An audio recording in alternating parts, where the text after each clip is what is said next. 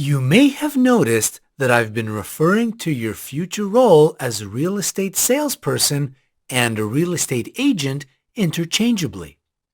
For the purposes of a license, your official title will be real estate salesperson.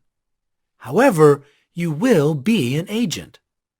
And while, in real estate, it's common phrasing to use the term agent to distinguish from broker, the fact is that brokers are agents as well. In this lesson, we'll take a closer look at what exactly being an agent means. To be called an agent refers to a relationship. This relationship is called agency. Agency is the relationship between what is referred to as the principal and the agent. The principal employs the agent, and the agent carries out certain specified actions in dealing with a third party on behalf of the principal who has employed them. The principal is not an employer in the traditional sense, certainly not in the way that the IRS would define an employer. The principal doesn't owe the agent any of the federally or state-mandated benefits that most employers are required to provide employees. This is why the principal is often called a client in real estate. The principal might be the buyer or seller who the agent is representing. The principal authorizes the agent to represent them to other people in working on a business transaction. The agent enters into an understanding with the principal. This is a contractual agreement, either formally, in writing, or more informally, orally. The relationship may even be established simply by implication. The agent agrees to represent the principal in a particular matter, such as the buying or selling of a home. And in so agreeing, the agent consents not only to represent the principal when dealing with any third parties, but also always protect and serve the best interests of the principal.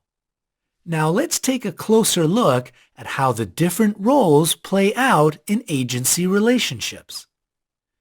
The agent is the person who has agreed to represent the principal.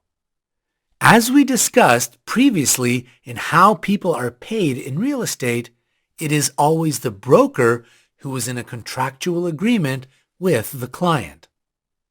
Just as only the broker can be paid by the client, it is the broker who enters into the agency agreement with the client. The broker then becomes the agent and the client becomes the principal. If the client is a seller, then when the broker becomes their agent, they are agreeing to represent them and to loyally serve all of their needs as best they can in selling their home. There is also a sub-agent that is possible in agency relationship. When a broker becomes an agent to a principal, they have been given the authority to represent the principal to best conduct the relevant transactions. This authorization allows them to confer the same powers they have received from the principal in order to represent them onto another person, the sub-agent, so that the sub-agent may also work to best serve the interests of the principal. Even though it is the agent who tasks the sub-agent with the responsibilities of serving the principal in the business at hand, the sub-agent is always representing the best interests of the principal or client, just as is the agent or broker. If the sub-agent comes across an instance where they must make a choice, and one option would be most beneficial to the agent they are working under, while the other would be most beneficial to the client, they must always choose the option that best serves the client. We will discuss this concept more in a later lesson. As you have likely guessed, you, the real estate salesperson, are the most common sub-agent in the real estate agency relationship. It's important to understand this because it can sometimes get confusing. In fact, As a subagent, you are always working first and foremost for the principal and not for the agent/broker.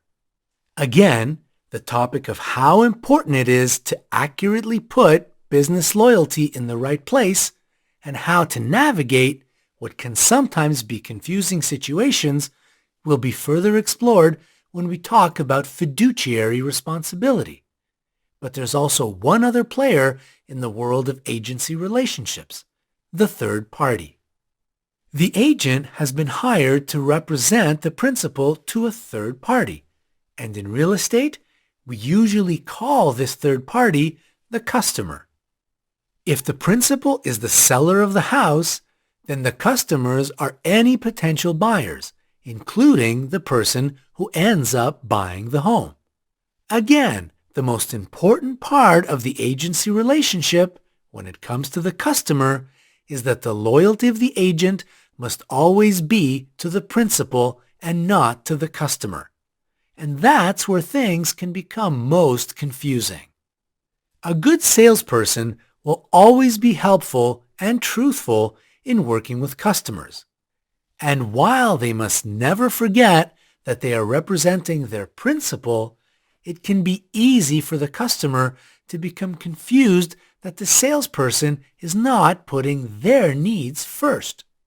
Depending on which state you practice in, there may be laws stating that you are required to disclose in writing who the principal is and where your loyalty lies.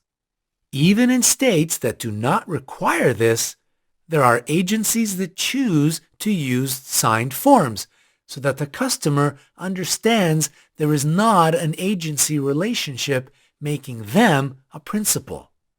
As stated previously, an agency relationship can be established based on implication and making sure in writing that the customer understands that they do not have the benefit of this relationship. This can be protection in the event of a lawsuit. It's also worth mentioning that some states do allow for dual agency, where a single person is allowed to serve the interests of both a buyer and seller.